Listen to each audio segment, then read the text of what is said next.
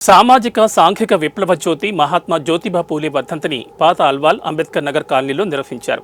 అణగారిన ప్రజల హక్కుల పోరాట కమిటీ, జజ్జనక కళామండలి, గద్దర అభిమానుల సంఘం, తెలంగాణ అంబేద్కర్ యువజన సంఘాల ఆధ్వర్యంలో నిర్వహించిన పూలే విగ్రహానికి పూలమాలలు వేసి నివాళులర్పించారు. ఈ కార్యక్రమంలో డాక్టర్ జి వెన్నెల, తెలంగాణ సాంస్కృతిక సారథి చైర్మన్, 133 డివిజన్ కార్పొరేటర్ రాజ్ జితేందర్నాథ్ తదితరులు పాల్గొన్నారు.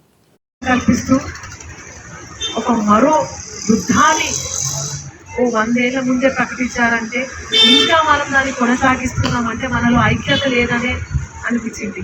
సో మనం అన్ని కులాలకు అతీతంగా, మతాలకు అతీతంగా, వర్గాలకు అతీతంగా ఏ విధంగా అయితే గద్దరతో పాటు కలిసి ఉద్యమకారులు, దళిత సంఘాల నాయకులు, మహిళా సంఘాల నాయకులు జేఏసీగా ఏర్పడి తెలంగాణను సాధించుకున్నాము.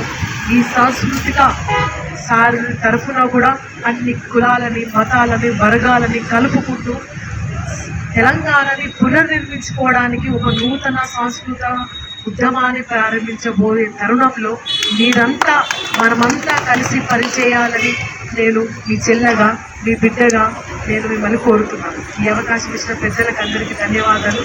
ఇక్కడ నుంచి నేను గాంధీ భవన్ 12 గంటలకు మీటింగ్